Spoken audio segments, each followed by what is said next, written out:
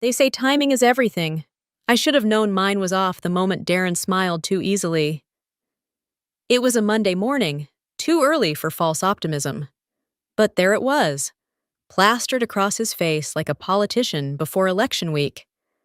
I had rehearsed my points all weekend: revenue growth, client retention, the cross-border system I architected, the 6-country rollout, 5 years of work that turned a clunky regional workflow into a global KPI powerhouse.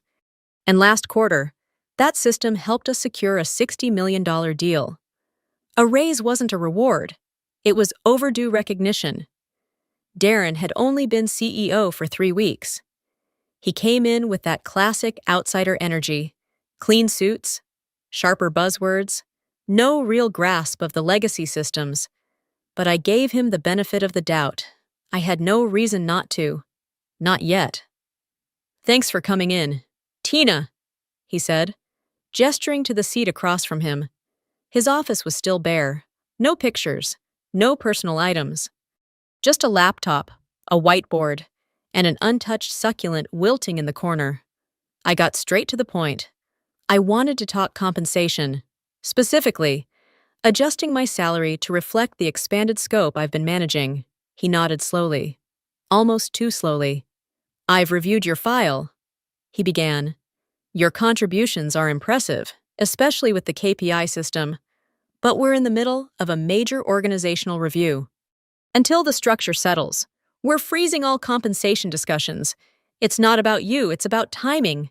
There it was again. Timing. I kept my expression steady. "So no adjustments this quarter?" "Not yet," he replied. "Let's revisit after the realignment." He stood up, signaling the end of the meeting before I could say anything else. As I stepped into the hallway, my phone buzzed with an alert.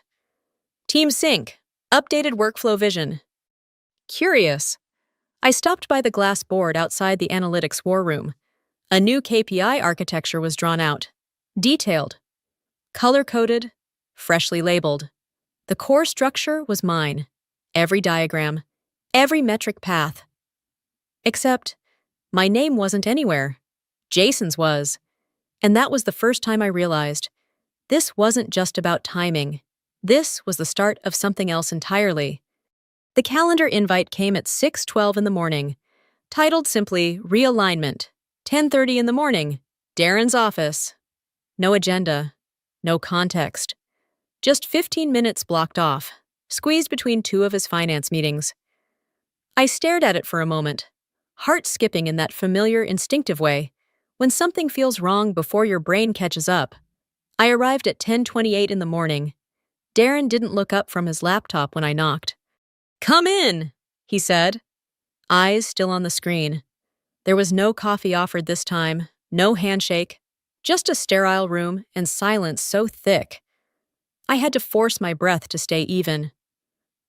He finally glanced up, closed his laptop with a snap, and folded his hands.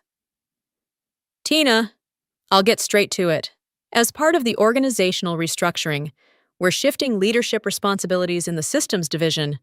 My stomach dropped, but I kept my face still. "Effective immediately. You'll be stepping into a senior analyst role, advisory capacity. You'll retain your salary and benefits. But moving forward, you'll report to Jason, who will lead the global KPI initiative." "Jason?" I blinked. The Jason who just last month asked me what predictive load balancing meant? The same Jason who once crashed the sandbox server running a test model because he forgot to cap the input? I opened my mouth, then closed it again. Darren continued, as if reading from a script. "This isn't about performance. It's a strategic decision. Jason represents a new leadership profile, fresh perspective, growth focus. We value your experience, but we also need alignment with where we're heading." I nodded slowly, my throat tightening. "And what exactly is my role in this advisory capacity?" "Think of it as a mentoring position. You'll guide the team, provide legacy knowledge, but from a non-decision-making standpoint." Non-decision-making. It felt like being surgically removed from my own brainchild and handed a guest pass to the operation room. The meeting ended 3 minutes later, No room for questions. Just polite phrases like, "Thanks for your understanding," and "We're counting on your support during this transition." As I walked back to my desk, the office buzzed around me like nothing had happened. I sat down, opened my inbox, and there it was, a company-wide announcement. Exciting news! Jason Miller appointed as a lead strategist, Global KPI Initiative. His photo was attached, smiling, confident, in a suit he probably bought last week. My name wasn't mentioned. I stared at the screen, the words blurring. 5 years, hundreds of nights, and every line of code I'd written, now filtered through someone else's title. Shock held me still, but somewhere beneath it, deeper than the hurt, a different feeling stirred, something sharper, not anger, awareness. This wasn't a realignment. It was a quiet erasure. The company-wide meeting started at 9:15 in the morning. I sat in the middle row of the auditorium, third seat from the left, close enough to be seen, far enough to disappear. Darren stood center stage, holding the mic with that same polished charisma he'd worn since day one. The screen behind him displayed a looping animation of rising graphs, contract logos, and the bold white title, Q2 Strategic Vision, Scaling Smarter. His voice echoed with confidence. "Before we dive in, I want to recognize someone who's been instrumental in transforming our KPI infrastructure, a system that's now at the core of our $60 million global expansion." For a split second, my breath caught. Some small, stubborn part of me still hoped. Maybe, just maybe, he would do the right thing. "Let's give it up for Jason Miller, our new lead strategist." Applause exploded across the room. Jason stood near the aisle, grinning, adjusting his blazer as he walked to the stage like it was always meant to be his. I sat frozen. No one even looked in my direction. Darren continued. "Jason spearheaded our new metrics logic, simplified the performance tracking layers, and drove a culture of proactive analytics that's unmatched in the market." I stared at the slideshow behind them, my slides, my framework.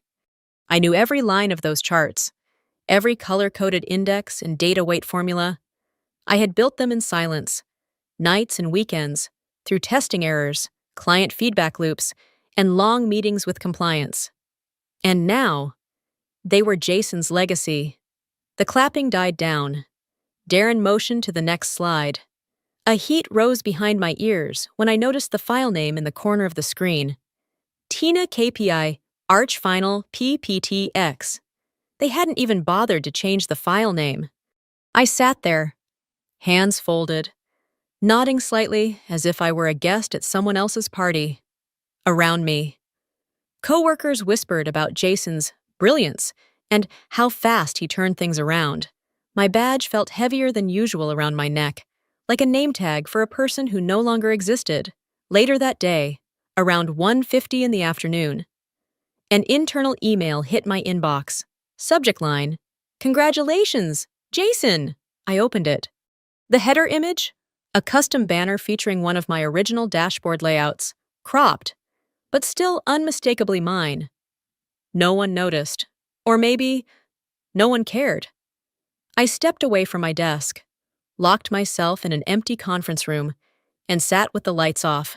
There was no screaming, no tears, just a silence so loud it pulsed in my ears. The erasure wasn't just happening behind closed doors anymore. Now, it was lit up on a screen, framed by applause. I didn't raise my voice. I didn't storm into Darren's office demanding answers. I didn't even reply to the email. I did what people like him never see coming. I stayed quiet, but beneath that silence, my mind was sharpening like a blade.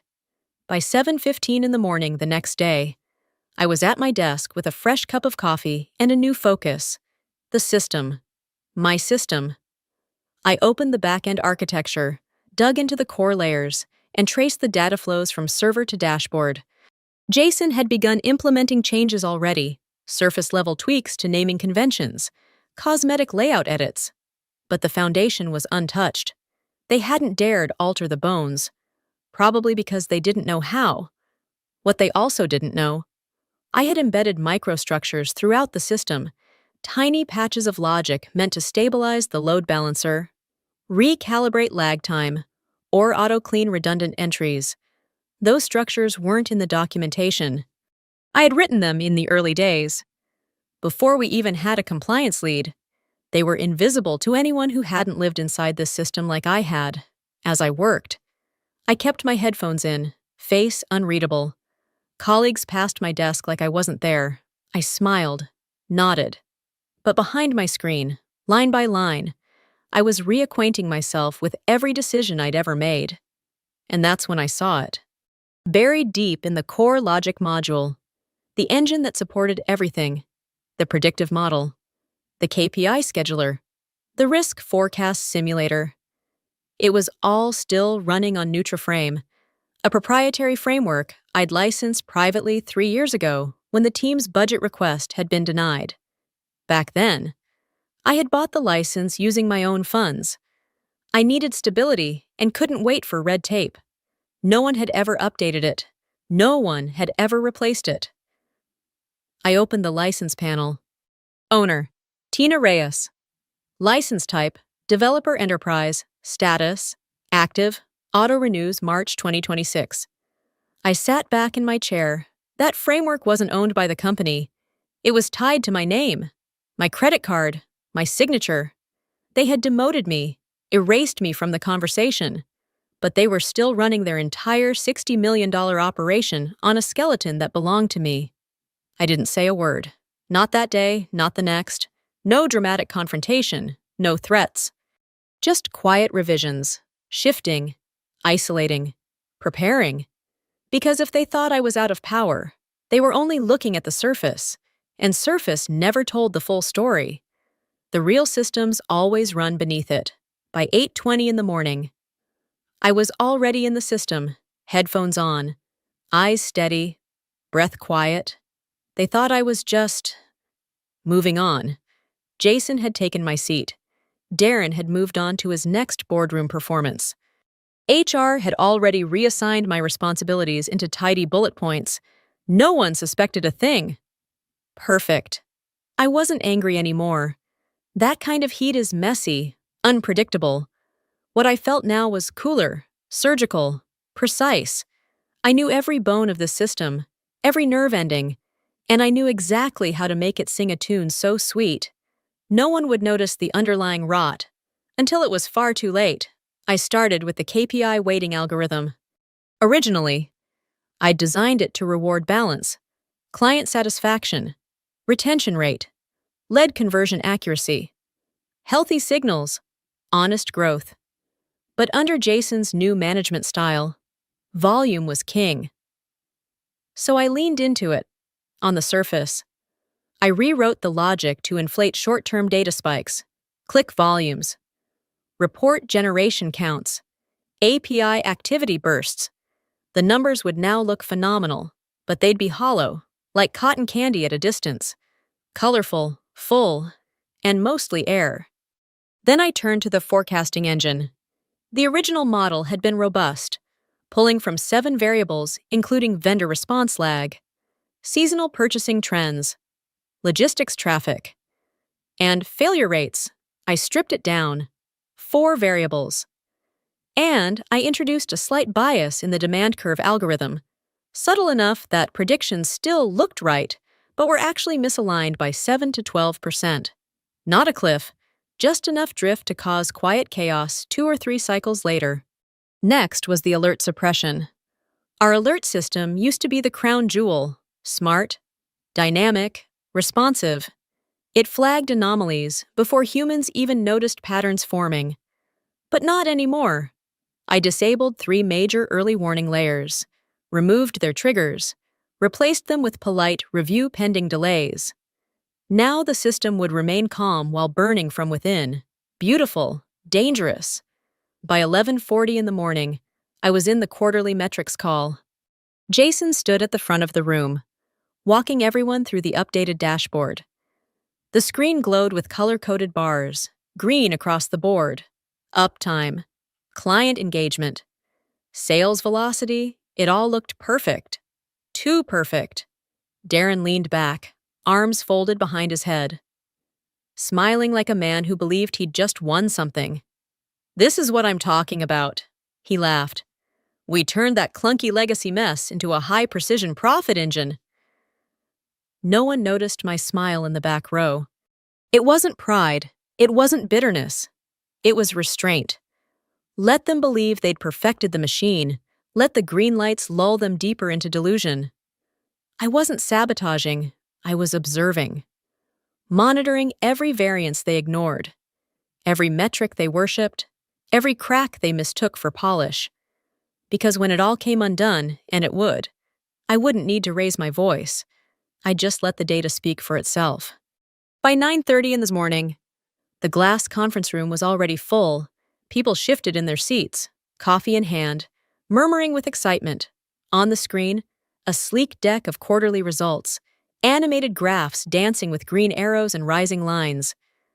I sat near the end of the table, silent, invisible.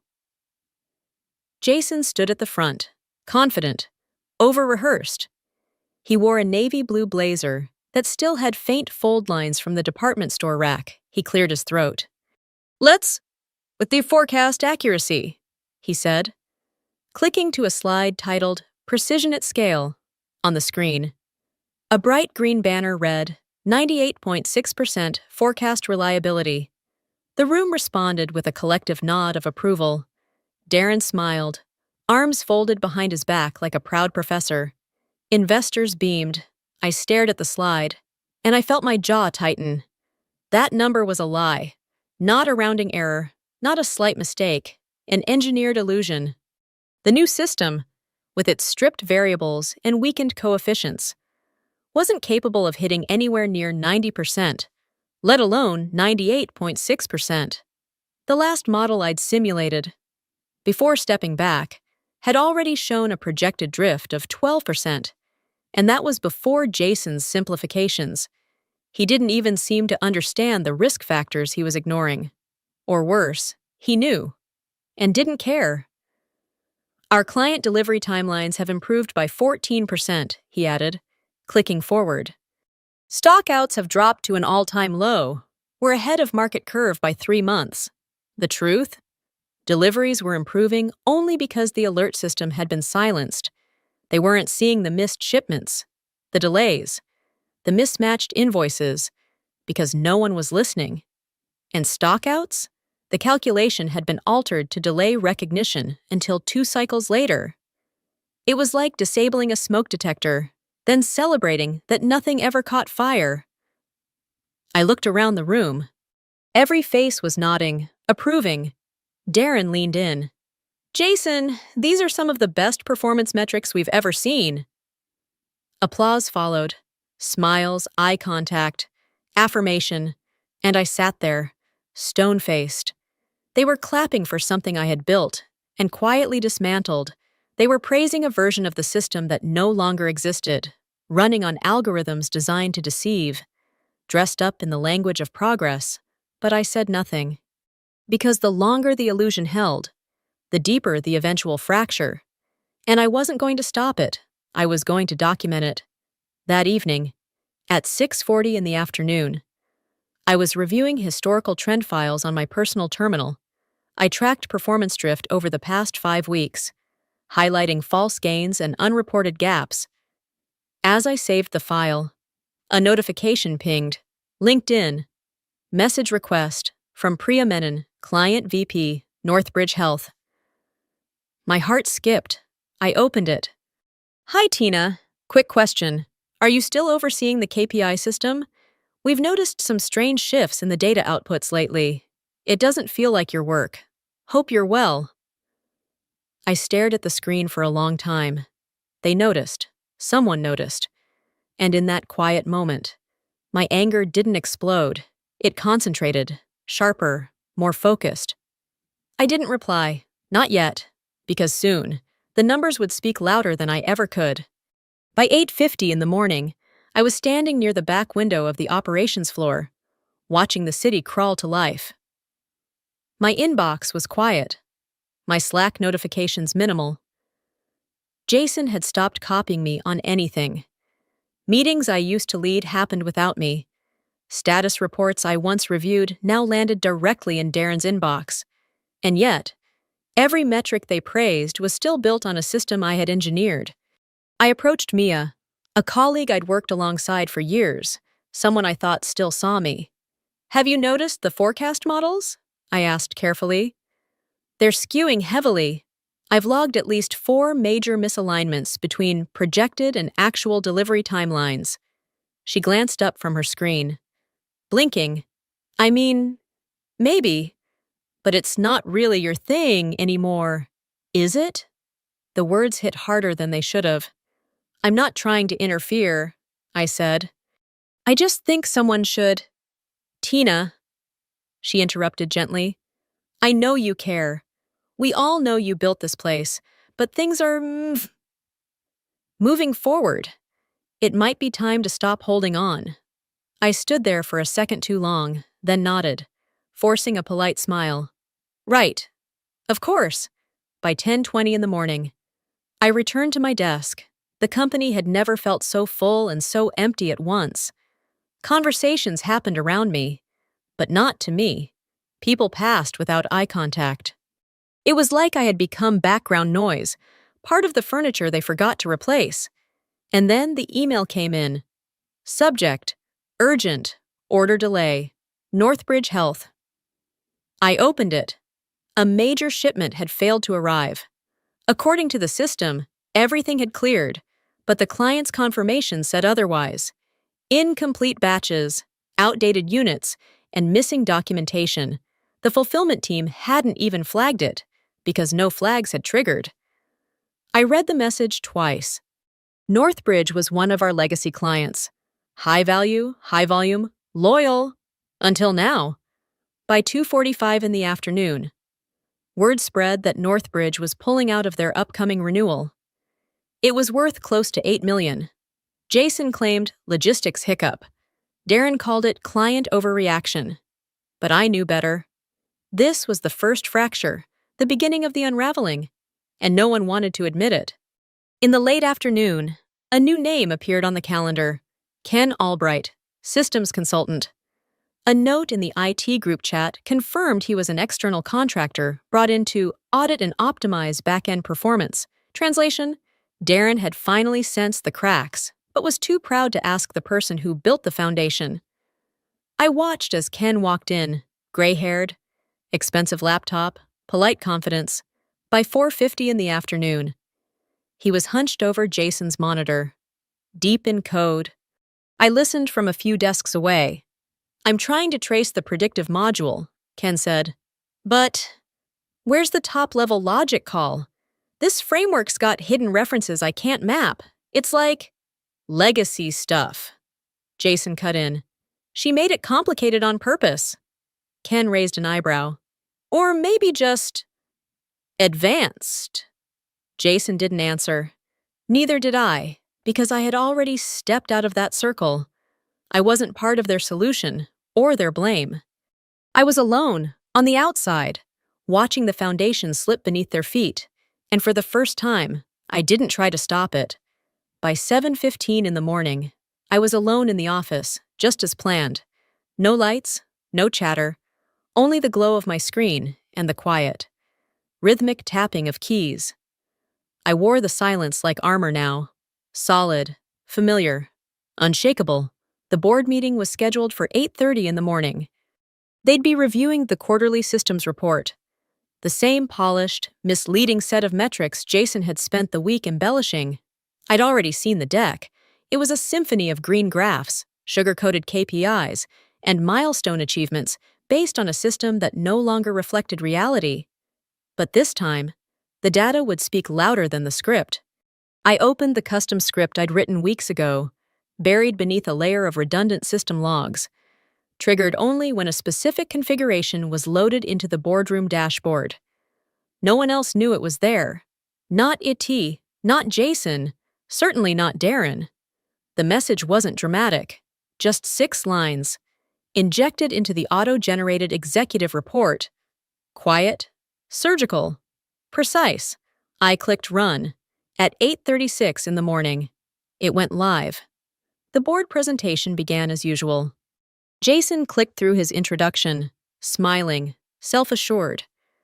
Wearing the same navy blazer from every big meeting, Darren nodded along, leaning in with performative engagement. Then came the third slide. The room paused, on the screen, embedded at the bottom of the forecast model chart. A new line of text appeared in a soft gray font, almost easy to miss. The numbers are optimized, not real.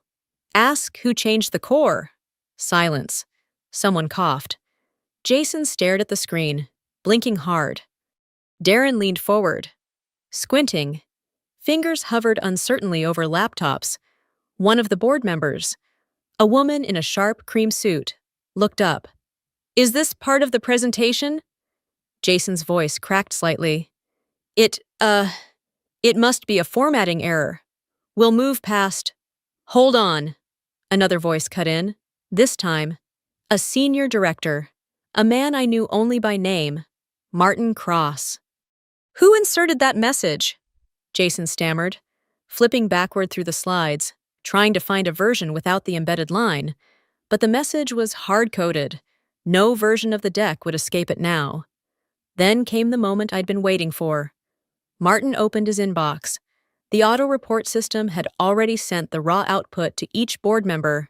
There, at the bottom of the email, the same line of code had replicated. He hit reply all. "Who the hell is Tina, and why is she not in the room?" The air shifted. At 8:42 in the morning, I received a ping from our compliance officer. Subject, urgent.